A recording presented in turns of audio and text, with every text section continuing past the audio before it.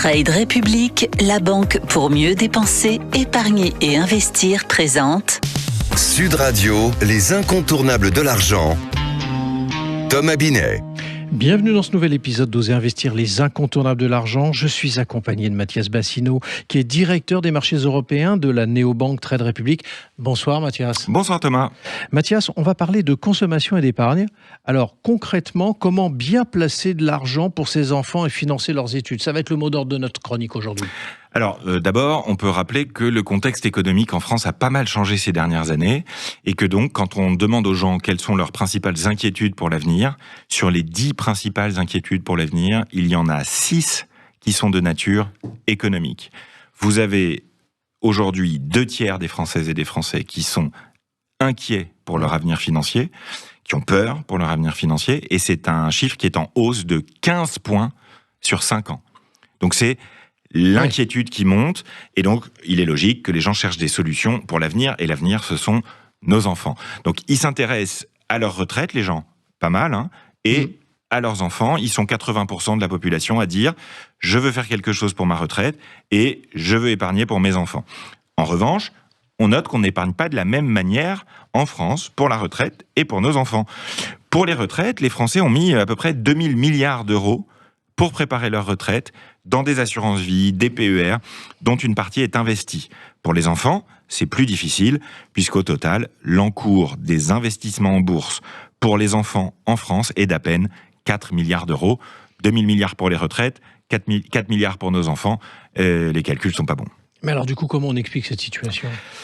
Alors, ce qui est étonnant, c'est que les enfants ont quelque chose de très utile quand on parle d'investissement, c'est qu'ils ont du temps devant eux. Et pourtant, c'est la population sur laquelle les parents prennent le moins de risques, puisque le réflexe numéro 1 en France est le bon, c'est-à-dire mettre 50 € de côté par mois pour la moitié à peu près des Français pour leurs enfants. L'outil n'est pas le bon, puisque les gens utilisent le livret A. Le livret A qui rapporte 2% par an en moyenne historiquement, c'est-à-dire pas un montant suffisant pour générer des intérêts composés importants et faire grandir l'argent de vos enfants. Donc, je vous donne juste un exemple. Si vous placez 50 € par mois à 2% par an pendant 18 ans, vous avez à peu près 13 000 € à la fin, dont 2 000 € d'intérêt. Si vous réussissez à faire 7% par an en moyenne, sur les 18 ans de l'enfance de votre enfant, vous terminez avec 22 000 €. Quand on sait que le coût des études, c'est 30 000 €, eh bien, avoir 22 000 € à 18 ans, ça peut être pas mal. Donc, apprenez à prendre des risques pour vos enfants. C'est important et c'est devenu obligatoire. Alors, du coup, il y a forcément une stratégie à adopter pour réussir à faire fructifier son argent. Alors, ce que la théorie économique nous dit, ce que le passé nous dit, ce que les enseignements des investisseurs historiques nous disent, c'est que à long terme, il y a 2 choses absolument essentiel qui fonctionne, c'est de diversifier, c'est-à-dire de ne pas mettre tous ses œufs dans le même panier, et évidemment de diversifier aussi dans le temps en investissant tous les mois. Pourquoi c'est important ? C'est important parce que à long terme, les phénomènes boursiers sont très différents des phénomènes de court terme.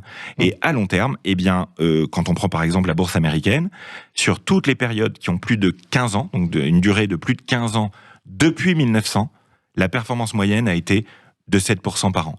Donc l'enjeu, c'est d'aller chercher cette performance moyenne. Aujourd'hui, il existe plein de possibilités pour le faire. Et les ETF, par exemple, sont, on peut le dire, une bonne solution pour investir à long terme de manière diversifiée. Merci Mathias pour votre analyse. Et on vous retrouve mardi prochain pour un autre numéro d'Oser investir, les incontournables de l'argent. Et pour ce qui me concerne, je vous donne rendez-vous dimanche matin dès 9h25 dans la matinale week-end.